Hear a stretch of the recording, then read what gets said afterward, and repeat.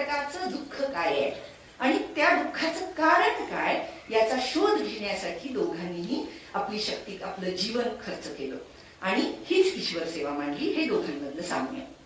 प्रबोधनकारांनी या चरित्रामध्ये बाबांच्या 1905 ते 1917 या 12 वर्षाच्या कालखंडातील साधकावस्थेचं वर्णन केलेलं आहे. शेकडो प्रसंग त्यांनी दिलेले आहेत. खरं म्हणजे याबद्दल माझ्यासारख्या एका इतिहासाच्या विद्यार्थ्याला तास दीड तास बोललं तरी कमी आहे. गाडगे बाबांचं कार्य हे घागर में सागर भरणे जैसा आहे आणि ते असं 5 मिनिटात सांगणं अशक्य आहे.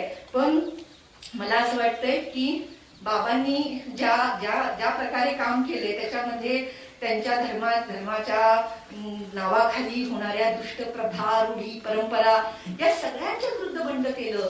जात आणि जातगोतवाल्यांचा विरोध त्यांनी सगळा पत्करला. तेव्हा ते म्हणतायत देवळं उदंड झाली, पण देवळं उदंड झाली असली तरी भिकारी लंगड्या पांगड्यांची संख्या कमी झाली का? वर्षभर शेतकरी राबतोय, पण शेतकरी मग भिकेला का लागलाय? या व्यसनानं कुटुंबच्या कुटुंब का उद्ध्वस्त होत आहे आणि ह्या सगळ्यासाठी हे गावागावात पसरलेले बुवा महाराज काही करतायत का? ते का काही करत नाहीत? कारण त्यांना त्यांच्या स्वार्थासाठी त्यांना या आत्मा, परमात्मा, मोक्ष, योग, सिद्धी यामध्ये या जनतेला गुंतवून ठेवायचंय.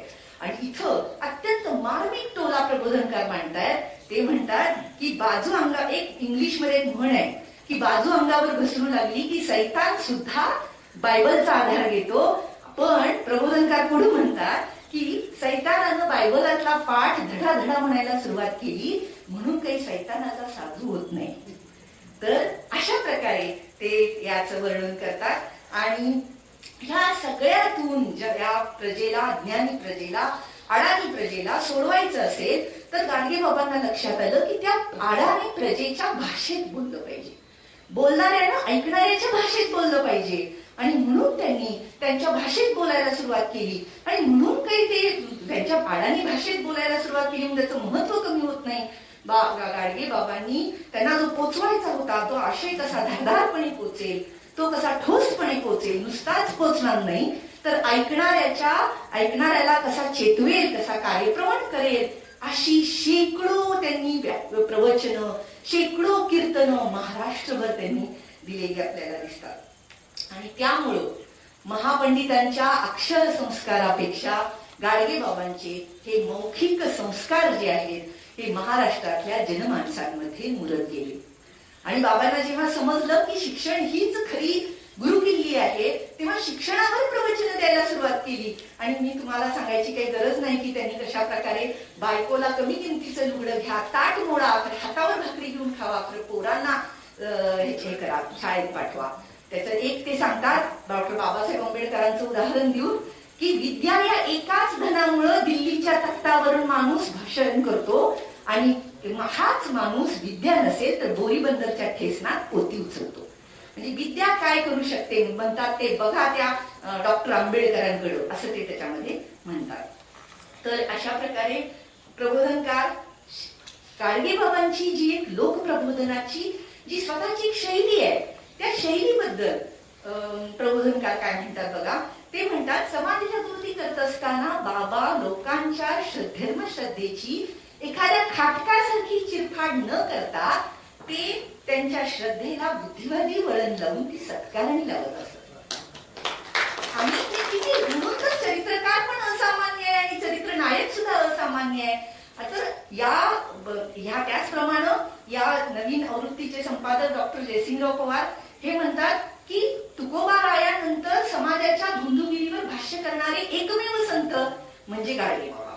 तर अशा या तुकोबारायांच्या विद्रोही विचारांची परंपरा गाडगे बाबांनी चालवली आणि सातत्याने त्यांनी आपल्या कीर्तनामध्ये कबीर, तुकोबाराय यांचे असंख्य दाखले दिले. आणि त्यामुळं गाडगे बाबांची वाणी ही भक्ती आणि विद्रोह याचा अपूर्व संगम आहे असं मला वाटतं. गाडगे बाबा हे काही केवळ तुकारामाचे वंशज नव्हते वैचारिक, तर त्यांनी महात्मा फुलेंची सुद्धा विचार पुढे नेलेले आहेत. म्हणून प्रबोधनकार त्यांना सत्यशोधक असं म्हणतात. ते म्हणतात या नव्या विचारांचं तत्वज्ञान बहुजन समाजाच्या गळी उतरवण्याचं महाकठीण काम जे मोठमोठ्या धर्म आणि पंथ संस्थापकांना जमलेलं नाही, ते काम गाडगे बाबांनी आपले सत्यशोधकी विचार बेधडकपणे सांगून या समाजाच्या गळी उतरवण्याचं काम केले. आणि म्हणून जे शहरी पंडितांना जमलं नाही ते गाडगे बाबांनी करून दाखवलं. तर अशा प्रकारे या गाडगे बाबांच्या व्यक्तिमत्वाबद्दल, त्यांच्या सर्व त्यांच्या प्रबोधनाबद्दल या ग्रंथामध्ये दिलेलं आहे. प्रबोधनकार म्हणतात की एक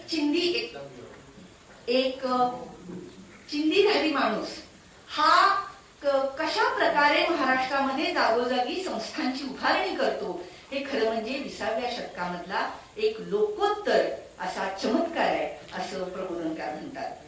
आता शेवटी मला एक उल्लेख हा करावासाच वाटतो, तो म्हणजे या लोकोत्तर महापुरुषाचं चरित्र ज्यांनी लिहिलंय ते पण काही सर्वसामान्य लेखक नाहीयेत, तर ते आहेत ज्यांना महाराष्ट्र एक प्रपात शैलीचा वक्ता म्हणून जसं ओळखतं, तशाच प्रकारे त्यांच्या धारदार अशा प्रबोधनवादी लेखणीमुळे सुद्धा त्यांना महाराष्ट्र ओळखत होता.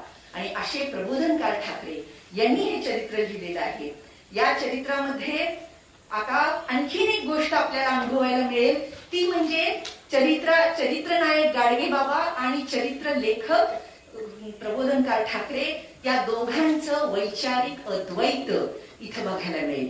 म्हणजे वाचत असताना कुठं प्रबोधनकार संपतायत आणि कुठं गाडगे बाबा सुरू होत आहेत हे समजत सुद्धा नाही, इतकं वैचारिक अद्वैत हे आपल्याला इथं पाहायला मिळतं. आणि प्रबोधनकारांच्या शब्दामधून ती त्यांच्या व्यक्तिमत्वाची धग जाणवते. म्हणून त्यांचे शब्द ही काही फक्त भाषेचे शब्द राहत नाहीत या पुस्तकामध्ये, आपण सगळ्यांनी वाचलंही असेल. केवळ भाषेचे अवयव राहत नाही, तर ते त्यांच्या विचारांचे भोई बनलेले आहेत. आणि त्यामुळं या चरित्राचं खूप महत्व आहे असं मला वाटतं. तर असे हे प्रबोधनकारांचे आणि गाडगे बाबांचे विचार हे केवळ इतिहासाचा भाग नाहीये, तर वर्तमानाला दिशा देणारे हे विचार आहेत. मला असं वाटतंय की आज प्रबोधनकारांचे विचार किंवा गाडगे बाबांच्या कीर्तनामधले विचार ऐकत असताना आपल्याला काही 70-75 वर्षापूर्वीच आपण काहीतरी वाचतोय असं वाटत नाही. दुर्दैव आहे आपलं, कारण आजही त्याच समस्या नवी रूप घेऊन आपल्या समोर उभ्या आहेत. आणि म्हणून आपल्याला या संभ्रमावस्थेमध्ये असताना, या सामाजिक या सर्व सांस्कृतिक संभ्रमावस्थेमध्ये असताना आपल्याला प्रबोधनकारांची लेखणी आणि गाडगे बाबांची वाणी ही आपल्याला दिशादर्शन करेल असं मला वाटतं. आणि हीच महाराष्ट्राची परंपरा आहे. महाराष्ट्राची परंपरा ही प्रखर बुद्धिवादाची आहे, विद्रोहाची आहे. आणि हे आपण विसरून चालणार नाही की आपली ती परंपरा आहे. ही विद्रोहाची, बुद्धिवादाची परंपरा ही खरं म्हणजे गाडगे महाराज मिशन मार्फत मधुसूदन दादा त्यांचे सहकारी हे महाराष्ट्रभर करत आहेत. तर मला असं वाटतंय की आम्ही सर्वांनी सर्वच महाराष्ट्रातल्या सर्व जनतेनं या गाडगे बाबांच्या मानवतेच्या मार्गावरून जाऊन त्यांचे आम्ही रक्ताचे वारसदार होऊ शकत नसलो तर त्यांच्या विचारांचे वारसदार होऊया असं आवाहन मी करते आणि सांगते. जय हिंद, जय महाराष्ट्र. मनपूर्वक धन्यवाद डॉक्टर मंजुश्रीताई. सगळ्यात अवघड काम मंजुश्रीताईंनी केलेले 10 मिनिटांमध्ये सगळा विषय मांडण्याचा, आणि ते त्यांनी उत्तम पद्धतीने केलं. तुमचे मनापासून आभार मानते. आणि या पुस्तकाच्या प्रकाशन समारोहाला आपण सुरुवात करूया. आपण ज्यांना विनंती केली, ज्यांच्या शुभ हस्ते प्रकाशन व्हावं अशी आपण विनंती केली, ते माननीय मुख्यमंत्री उद्धवजी ठाकरे. आपणाला विनंती करेन, श्री गाडगे महाराज मिशन तर्फे आज आपण ज्या कार्यक्रमासाठी जमलेलो आहोत तो प्रकाशन सोहळा आपण इथे संपन्न करावा. श्री गाडगे बाबा जीवन चरित्राच्या 10व्या आवृत्तीचा प्रकाशन समारंभ इथे संपन्न होतो आहे. आपण सन्मानाने निमंत्रित केलं माननीय मुख्यमंत्री उद्धवजी ठाकरे यांना, आणि तेही तितक्याच आपलेपणाने इथे उपस्थित आहेत. दुहेरी नात्याने असते ते उपस्थित आहेत. महाराष्ट्राचे मुख्यमंत्री तर आहेतच, आणि त्यांच्या आजोबांनी लिहिलेल्या पुस्तकाचं ज्याचं मुखपृष्ठ त्यांच्या वडिलांनी केलेलं आहे, आणि नातवाच्या हस्ते आज या पुस्तकाच्या 10व्या आवृत्तीचं प्रकाशन होत आहे. हा आपल्यासाठी अतिशय आनंदाची गोष्ट आहे. मी त्यांना विनंती करते, आपण ही 10वी आवृत्ती आपल्या शुभ हस्ते इथे प्रकाशित करावी. हा विचारांचा अनमोल ठेवा, शब्दांचं हे अनमोल धन पुढच्या पिढीपर्यंत मिशन पोहोचवेलच. श्री गाडगे महाराज मिशन पोहोचवेलच, पण त्याच्यासाठी हे माझ्या ओळखीच्या प्रभावित रूपामध्ये येणं आवश्यक होतं. डॉक्टर जयसिंगराव पवार यांनी संपादित केलेलं हे पुस्तक. मी मनापासून धन्यवाद देते सर्व मान्यवरांना. आणि पुन्हा दादा तुम्हाला मी विनंती करेन, आजच्या कार्यक्रमाच्या निमित्ताने आपण आपलं मनोगत व्यक्त करावं. आणि उल्हासदादा पवार.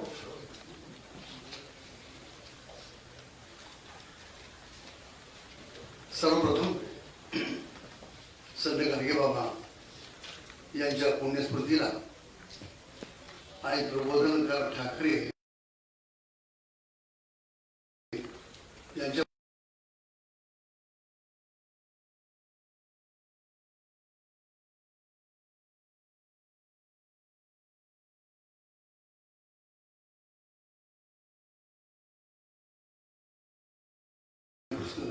स्मृतीला मी आपले आणि मिशनचे मनापासून आभार मानतो. आता मंजुश्रीताईंनी या पुस्तकाबद्दल, गाडगेबाबांच्या बद्दल आणि प्रबोधनकार ठाकरे यांच्या बद्दल थोडक्यामध्ये करून तो अत्यंत विस्तृत असं म्हणता येईल, थोडक्यामध्ये पण विस्तृत अतिशय सुंदर असं विवेचन, रसग्रहण, प्रबोधन या ठिकाणी खऱ्या अर्थाने केलेलं आहे. मी जास्त वेळ घेऊ इच्छित नाही, परंतु एक नक्की की सामाजिक सुधारणा, सामाजिक परिवर्तन, क्रांती, ज्याचा आता मंजुश्रीताईंनी आपल्या भाषणामध्ये उल्लेख केला. जगद्गुरु संत तुकाराम महाराजांच्या पासून 17व्या शतकापासून आणि त्याच्या अगोदरपासून, पण प्रामुख्यानं जगद्गुरु संत तुकाराम महाराजांच्या पासून ही परिवर्तनाची, समाज सुधारण्याची, प्रबोधनाची, अंधश्रद्धेच्या विरुद्ध लढण्याची आणि खरा धर्म जो मानवतेचा आहे तो रुजवण्याचं फार मोठं काम या महाराष्ट्रामध्ये, देशामध्ये सर्वाधिक काम जर प्रबोधनाचं कुठं झाले असेल तर ते महाराष्ट्रामध्ये झाले. आणि त्यामध्ये ज्या उत्तुंग व्यक्तिमत्व हे महाराष्ट्रामध्ये झालेली आहेत त्यामध्ये प्रबोधनकार ठाकरे यांचं शीर्षस्थ नाव आपण या ठिकाणी घेतलं पाहिजे.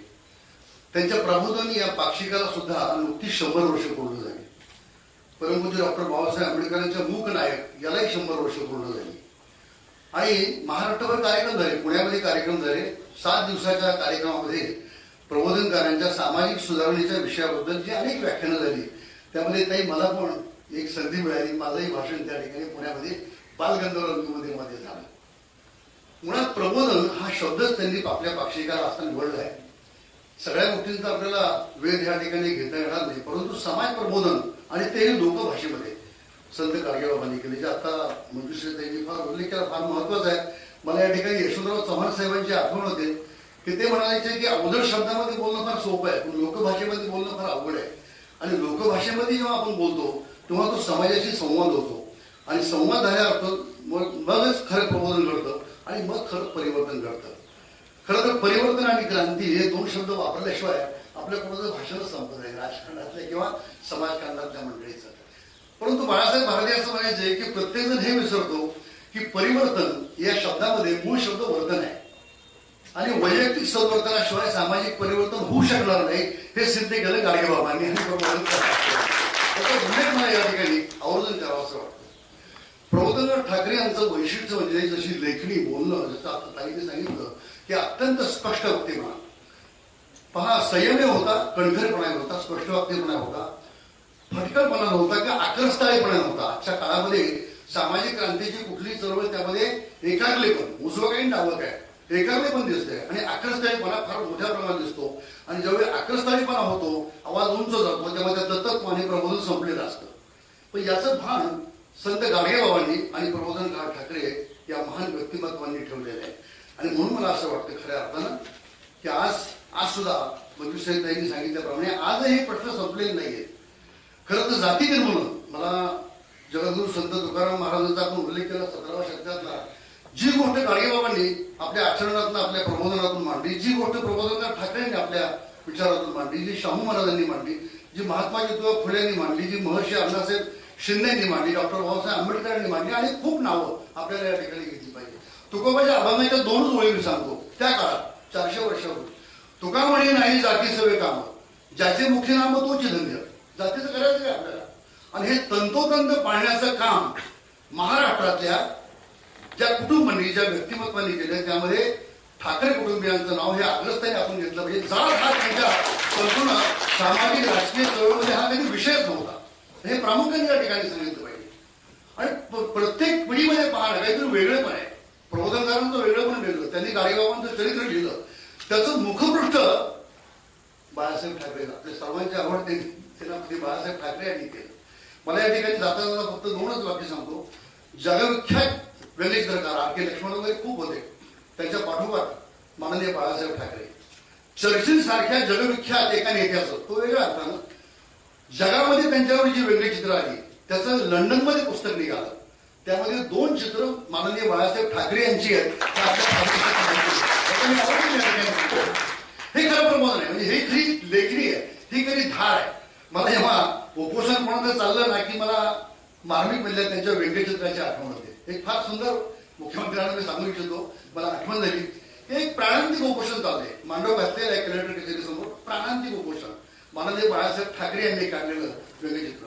आणि छोटा मुलगा आपल्या वडिलांच्या बरोबर चाललाय, तो वडिलांना विचारतो हे काय आहे, ते म्हणाले प्राणांतिक उपोषण आहे.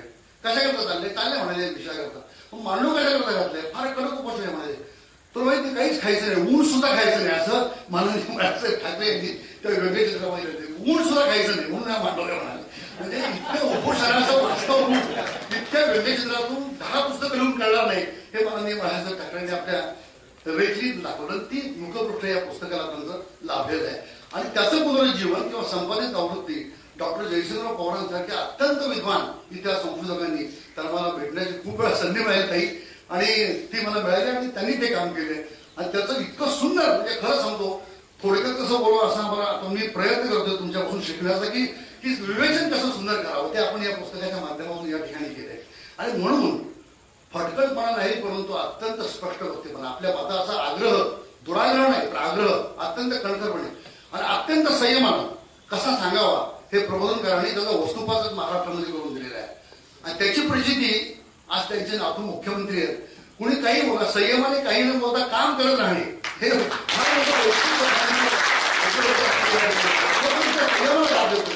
किंबहुना संयम ही फार शक्ती आहे, फार मोठी संयम ही फार शक्ती आहे. जमत नाहीये आपण आरे म्हणणे की काय म्हणतो, यांनी ते सिद्ध करून दाखवलंय की आणि मग ते लोक सुद्धा शेवटी कंटाळतात किंवा त्यांचा ऐकून लोक कंटाळतात, पण यांचा संयम काही सोडत नाही. आणि तो संयम संत गाडगेबाबांनी स्पष्ट शब्दातून दाखवलेला आहे, फार उत्तम शब्दातून दाखवलेला आहे, साध्या लोकभाषेतून दाखवलेला आहे. आणि म्हणून त्यांच्या पाया पडायला लोक गेले की ते काठे मारायचे, म्हणायचे मी तुमचा देव नाही, आणि गांधीबाबाच्या पाया पडा, आंबेडकरांच्या पाया पडा. हे खऱ्या अर्थानं प्रबोधन हे माननीय संत गाडगेबाबांनी केलं आणि तसंच प्रबोधनकार ठाकरे यांनी केलं.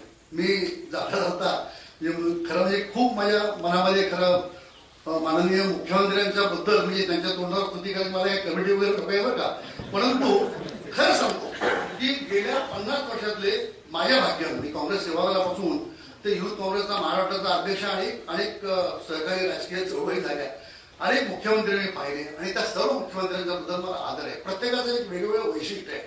परंतु प्राप्त परिस्थितीमध्ये शपथ घेतल्यानंतर 2च महिन्याचा अवधी फक्त चांगलं काही शांतपणे काम करण्याला मिळाला.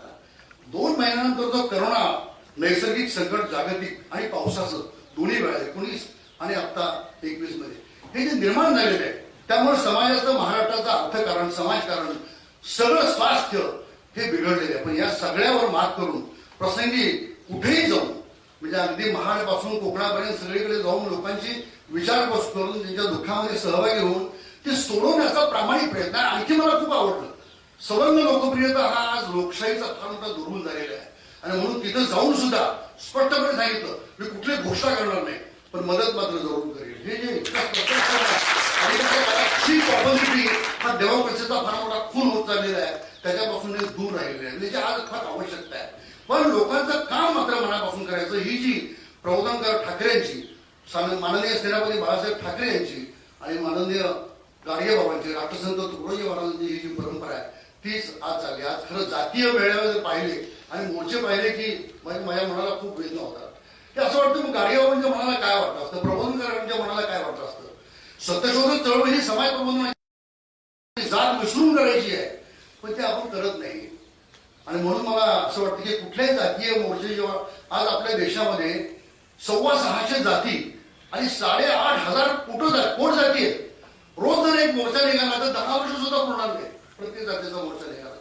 आणि म्हणून हे संपलं पाहिजे, मोर्चे संपले पाहिजेत. शेवटी माणूस जो आहे तो, आता आपण अद्वैत सांगितलं ताई, हा आमच्या वारकरी संप्रदायाचा, मी वारकरी संप्रदायाचा हा सिद्धांत आहे फार मोठा. आणि हे अद्वैतच खरं आहे. माणसाला हे ओळखणं फार महत्वाचं आहे.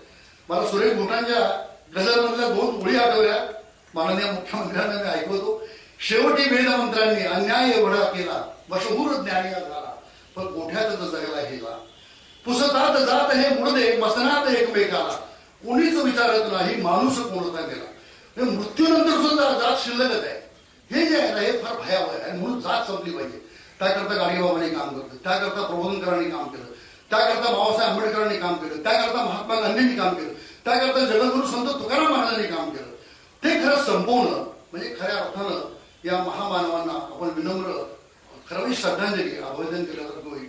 मला आपण संधी दिली याबद्दल धन्यवाद. संयोजकांच्या वतीने मीही आपले मनापासून आभार मानते, माननीय उल्हासदादा पवार. आणि यानंतर विनंती करेन श्री गाडगे महाराज मिशनच्या अध्यक्षा आणि महाराष्ट्र राज्याच्या महिला आणि बालविकास मंत्री माननीय नामदार यशोमतीताई ठाकूर यांच्या मनोगताकडे वळूया. त्यांना विनंती, आपण आजच्या कार्यक्रमाच्या निमित्ताने आपलं मनोगत व्यक्त करावं.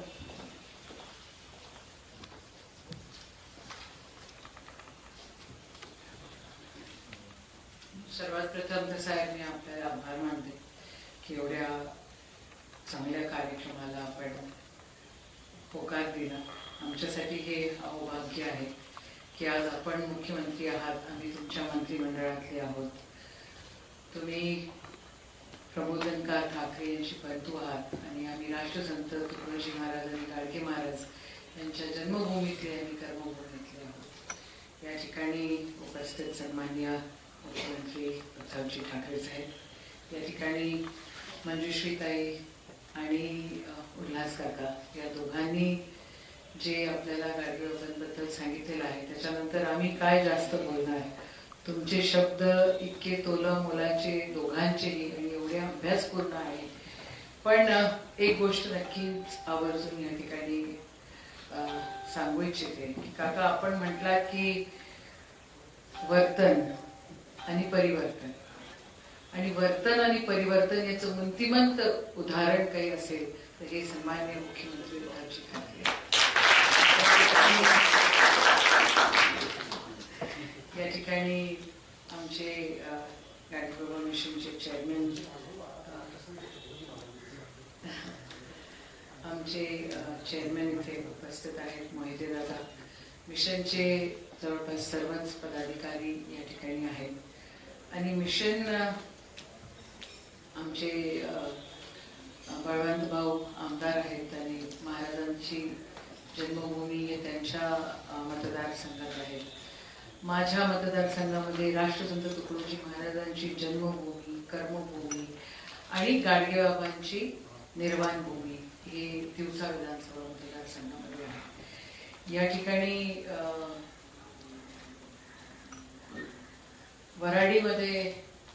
वराडी भाषेमध्ये गाडगेबाबा नेहमी बोलायचे आणि नेहमी सांगायचे की माया कुणी गुरु नाही, मी कोणाचा चेला नाही, आणि माया कुणी चेला नाही आणि मा कुणी गुरु नाही. आणि मला आठवतं आमचे वडील सातत्याने आम्हाला, आमच्या घरी 2 प्रवाह आहेत माझ्या घरी की जे एक मूर्ती पूजा करतं आणि दुसरं जे अजिबातच करत नाही. राष्ट्रसंतांनी तुकडोजी महाराजांच्या त्या विचारांवर चालणारा तो प्रवाह आहे. तर आमच्या वडील आम्हाला नेहमी सांगायचे की हे काय लावलेलं आहे हे गरजेचं नाही आहे. गाडगेबाबा नेहमी प्रत्येक वर्षी तेही वारकरी होते, प्रत्येक वर्षी ते वारीला जायचे. ते त्या ठिकाणी पंढरपूरला गेल्यानंतर एक वेळा देखील मंदिरात गेले नाही. आणि ते लोकांना विचारायचे की जेवला मग देव तुमचा? जेवला? ज्या देवाले तुम्हाला जेवाले घाला लागते तो देव कसला? मग देवाले तुम्ही आंघोळ घातली, मग ज्या देवाले तुम्हाला आंघोळ घालावी लागते तर मग तो देव कसला? असं सगळं करत यात्रेमध्ये जी घाण व्हायची ती घाण साफ करण्याचं आणि झाडीव घेऊन खऱ्या अर्थानं स्वच्छतेचा संदेश म्हणजे तो कृतीमधले आणि विचारातली स्वच्छता दोन्हीही जोपासणारा जो संत होता ते गाडगे बाबा होते. या ठिकाणी प्रबोधनकारांबद्दल मी बोलण्यासाठी खूप लहान आहे, पण त्यांनी ज्या लेखणीमध्ये हे सगळं लिहिलं आणि त्या काळामध्ये ज्या सगळ्या गोष्टी होत होत्या, गाडगे बाबांच्या हयातीमध्ये हा लिहिलेला ग्रंथ आहे आणि हुबहू गाडगे बाबा त्याच्यामध्ये त्यांनी उतरवलेले आहेत. गाडगे बाबांचा हा ग्रंथ, प्रबोधनकारांची ही लेखणी, मुख्यमंत्री साहेब, आज मी तुम्हाला विनंती करते की हा प्रत्येक विद्यार्थ्यापर्यंत पोहोचला पाहिजे, अशी आपण आपल्या मंत्रिमंडळामध्ये केली पाहिजे. या ठिकाणी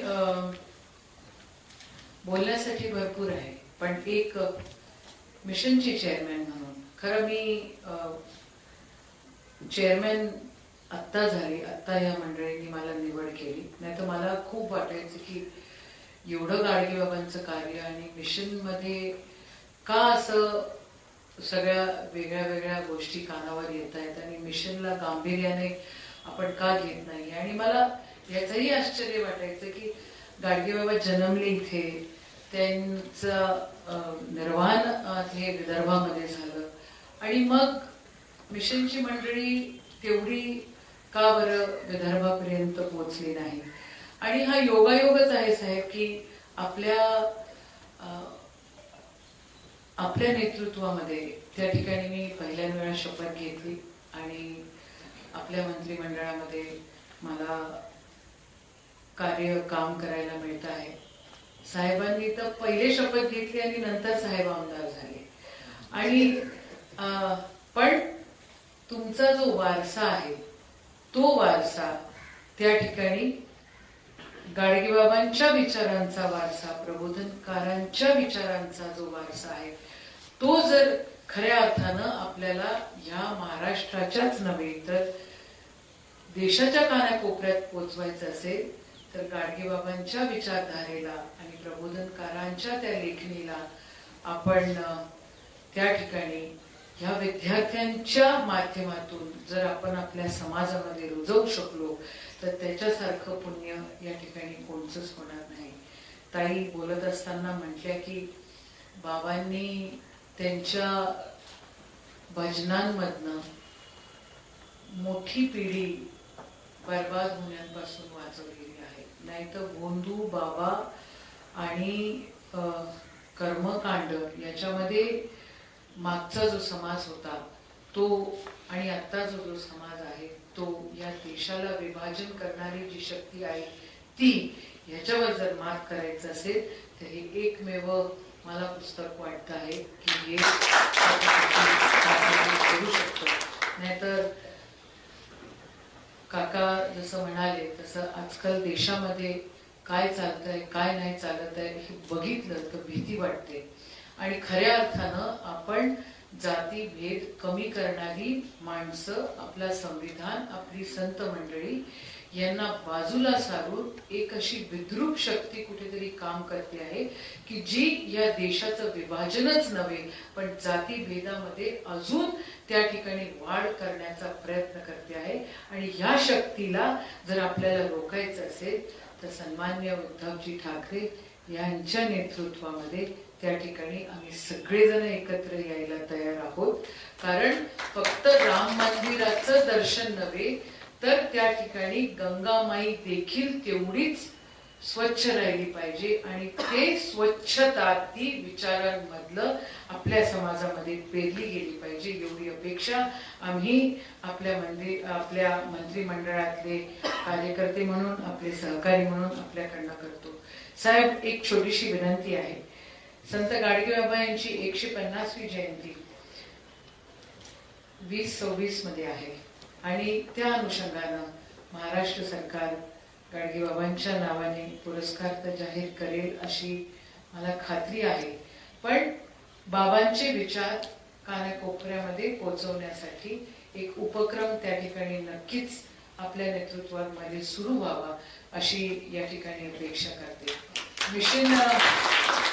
मिशनमध्ये या सर्व मंडळींनी मला सहभागी करून घेतलं, पण मिशनकडे आपलं सगळ्यांचं सरकारचं देखील दुर्लक्ष झालेलं आहे आणि मिशन बाबांनी स्थापन केलेलं आहे आणि मिशनचं उल्लंघन जर त्या ठिकाणी कोणी करत असेल तर साहेब मला आपली मदत लागेल, कारण बाबांनी सुरू केलेली जी गोष्ट आहे, बाबांनी सुरू केलेला विचार संस्था या सगळ्या जोपासल्या गेल्या पाहिजे आणि त्या अनुषंगानं आपण सगळेजण या महाराष्ट्रालाच नव्हे तर या देशाला बळकट केलं पाहिजे असं प्रांजळपणे या ठिकाणी बोलते आणि आपले धन्यवाद मानते की आपण इथे आलात। या ठिकाणी मिशनच्या मंडळींनी चांगली व्यवस्था केली आणि खूप अपेक्षेने सगळेजण आपल्याकडे बघतो आहोत, म्हणून एवढंच बोलते आणि थांबते। जय हिंद, जय महाराष्ट्र। मनपूर्वक धन्यवाद माननीय नम्रता यशोमतीताई आपल्या मनोगताबद्दल, अपेक्षांबद्दल। आणि आता आपल्या सगळ्यांच्या मनामध्ये उत्सुकता आहे की दुहेरी नात्याने आज आपल्या व्यासपीठावरती या आपल्या विचारपीठावरती आसनस्थ असलेले माननीय मुख्यमंत्री आजच्या निमित्ताने आपल्याशी काय संवाद साधतात। मी विनंती करते आपण आपलं मनोगत व्यक्त करावं, जोरदार टाळ्यांनी आपले विचार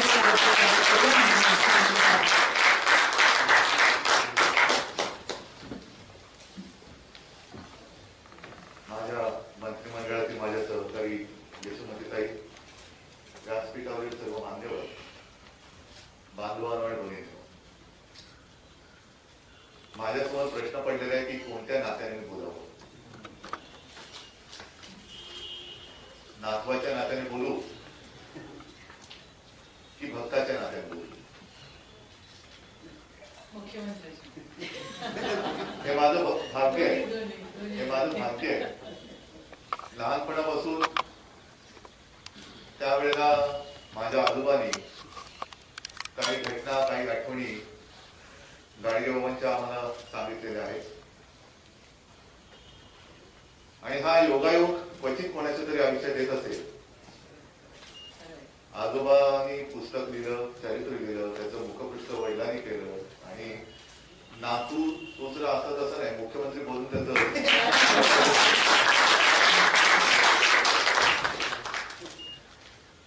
मी काही शब्दप्रभू नाही, मी काही भाषाप्रभू नाही, म्हणून मंजुषी काही आपल्यासारखी बोललं तर आपल्यासारखं मला काय बोलता येणार नाही। पण आपण जे माझं कौतुक केलं संयमाबद्दल, ते महत्वाचं आहे, कारण जसं संस्कार हा एक शब्द असतो तसा संयम हा एक शब्द आहे, शिक्षित हा एक शब्द तसा सुशिक्षित हा एक शब्द आहे, तसंच संयमामध्ये सहला महत्व आहे, तो काढला संयम असतो।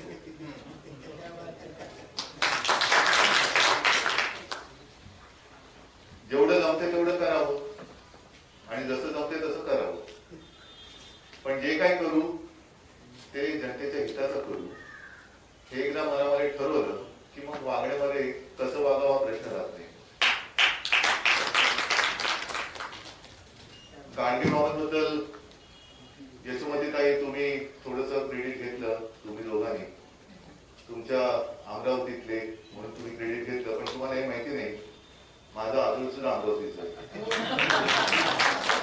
माझी आजी म्हणजे माझी प्रबोधनकरांची माझी आजी, तिला दुर्दैवाने मी कधी पाहू शकलो नाही, पण ती परत वाढायची होती। तर हा सगळा एक योगायोग आहे, नातं कसं जुळतं आणि ते कधी पुन्हा विखुरलेलं नातं परत एकत्र येतं हे सांगता येत नाही।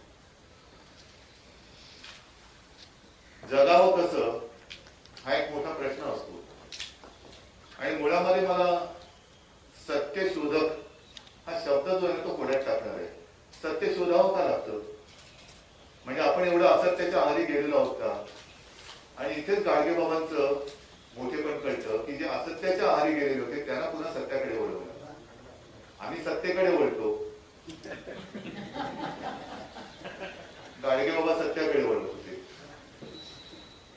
आणि मग आपण काय करतो की एखादं, जसं आता मी तुमच्या मिशन बद्दल नाही म्हणत, तुम्ही हे काम चालू ठेवलेलं आहे, पण एखादी योजना असते मग तिला गाडगेबाबांचं नाव आहे, पण ती त्यावेळेला यशस्वी ठरली स्वच्छतेची वगैरे। पण ही जी आजची आवृत्ती आहे, 10वी आवृत्ती, मी मुद्दामून तुम्हाला खास धन्यवाद का देतोय की एक प्रथा असते, कोणाची जयंती असली, कोणाची पुण्यतिथी असली किंवा कोणाबद्दल कार्यक्रम असला की आपण एक बोलायचं असतं की त्यातनं आपलं मोठेपण लोकांना भासतं की आज गाडगे बाबा पाहिजे होते, आज गाडगे बाबांच्या विचाराची खरी समाजाला आवश्यकता आहे. गाडगे बाबा होते तेव्हा त्यांनी कसं जगायचे सांगून गेले.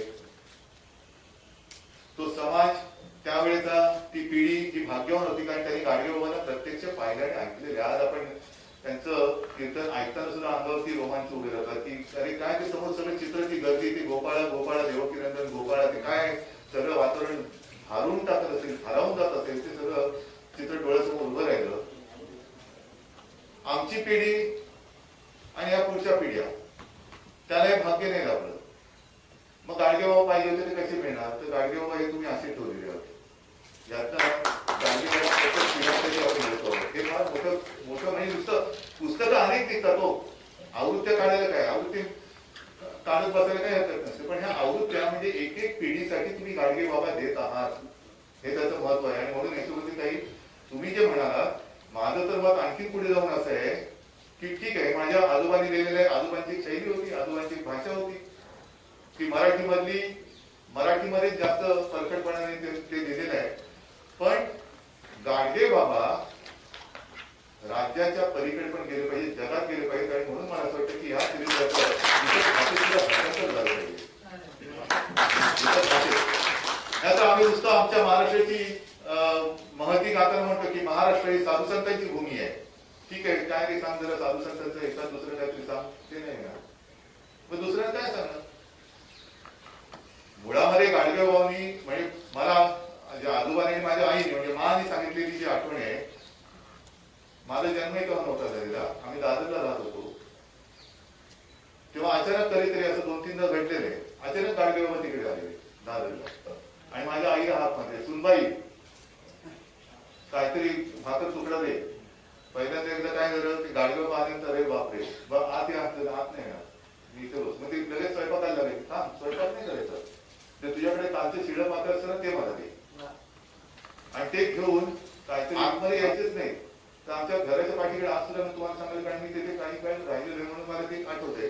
बाहेर बसायचे, खायचे आणि आशीर्वाद देऊन निघून जायचे. कुठून यायचे, कुठे जायचे, कशाचा पत्ता. आणि त्यांनी तो काय आघात केला, त्यांनी धर्मावरती आघात केला का? नाही, धर्मावरती नाही आघात केला, अंधश्रद्धेवरती आघात केला. खरा धर्म काय तो त्यांनी दाखवला, तो खरा शिकवला. खरा धर्म काय आहे?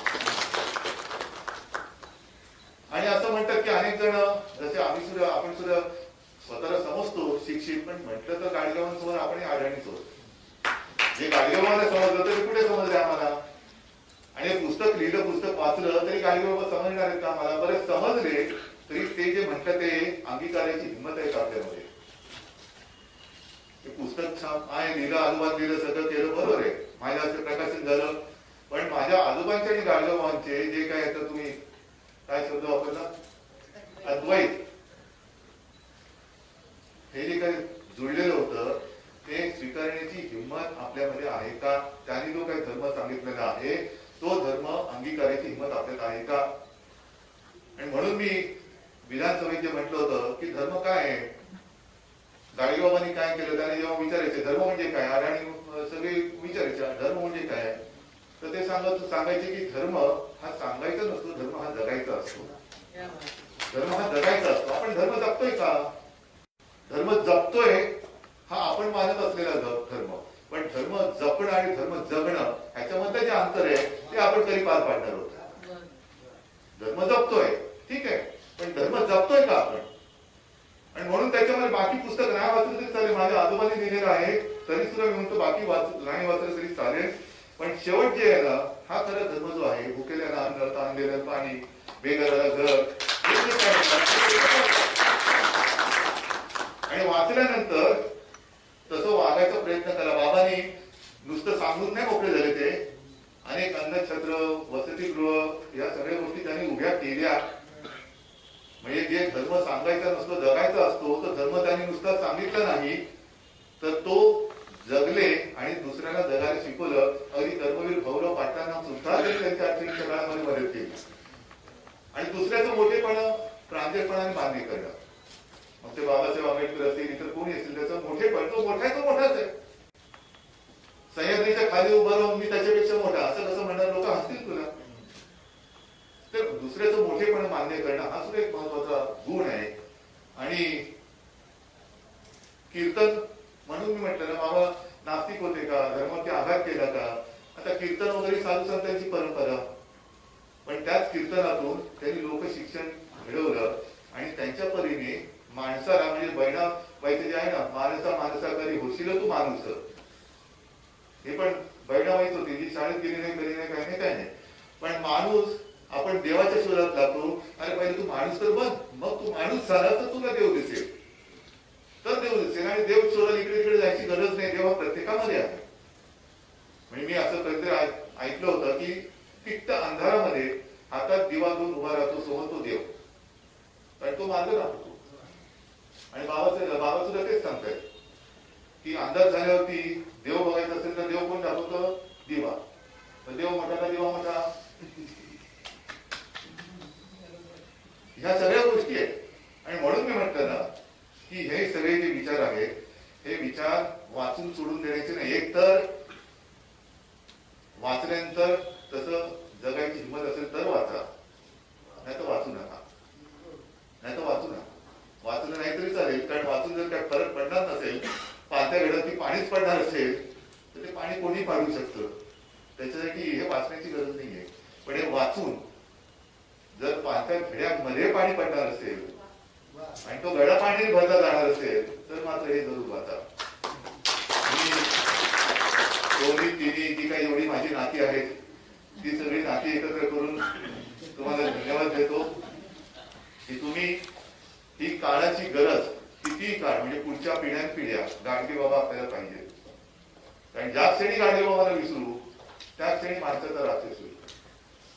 आणि म्हणून मी जे म्हटलं की सगळ्या नात्यांचं एकत्रीकरण करून तुम्हाला धन्यवाद देतो. आणि आपल्या हातून जे बाबांचं विचारांचं काम पुढे चालू आहे, त्या कार्याला सरकार म्हणून, आणि सरकार म्हणून म्हणजे सरकार आहे म्हणून एक ताकद आहेच, पण आमची सुद्धा ठाकरे आणि शिवसेना म्हणून जी काय ताकद आहे ती ताकद आपल्यासोबत सदैव राहील.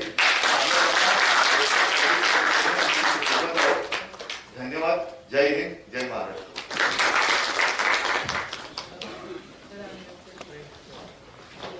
मनपूर्वक धन्यवाद सर. स्वतः माननीय मुख्यमंत्री साहेब आणि आपणही त्यांच्या भाषणांमधनं नात्यांचा वेध घेत होतो आणि समारोपापर्यंत आपल्या लक्षात आलं असेल की कुठल्याच नात्याच्या आहारी न जाता एक उत्तम विचारशील आणि कृतिशील माणूस या व्यासपीठावरून आता बोलत होता. त्यामुळे त्या माणसाप्रती आपली कृतज्ञता आपण इथे व्यक्त करत आहोत. मी माननीय मुख्यमंत्री महोदयांना मनापासून धन्यवाद देते की आपण आवर्जून आला. त्यांनी आपलं मनोगत, अतिशय सुंदर मनोगत, व्यासपीठाला विचारपीठ बनवणारं मनोगत आपण इथे व्यक्त केलं. कार्यक्रमाचा समारोप अर्थात होणार आहे तो आभार प्रदर्शनाने. आणि सचिव या नात्याने सचिन घोमटे, मी आपणाला विनंती करते आपण या कार्यक्रमाच्या निमित्ताने आभार व्यक्त करावे.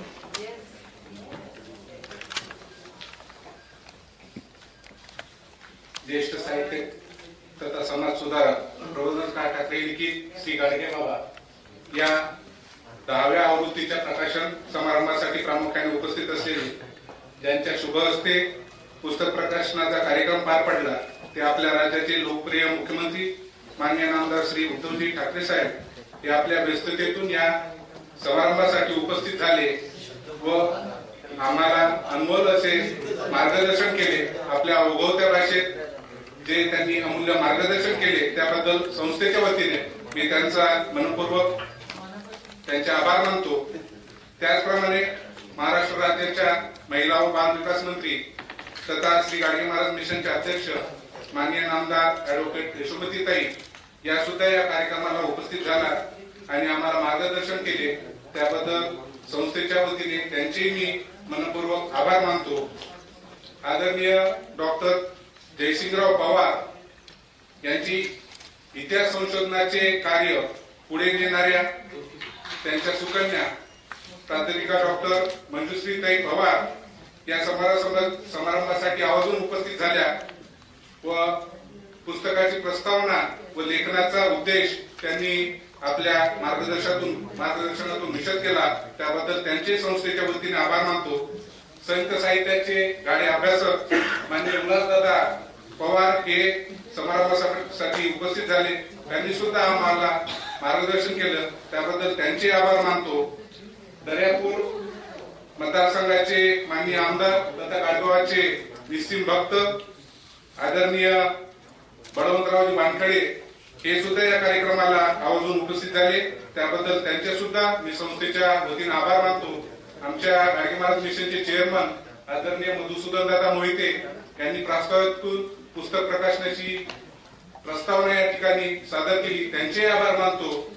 त्यासोबतच आपल्या उगवत्या भाषेतून सूत्रसंचलनाच्या माध्यमातून कार्यक्रमाची रूपरेषा पुढे नेणाऱ्या सौ स्नेहलताई दामले यांचे आभार मानतो.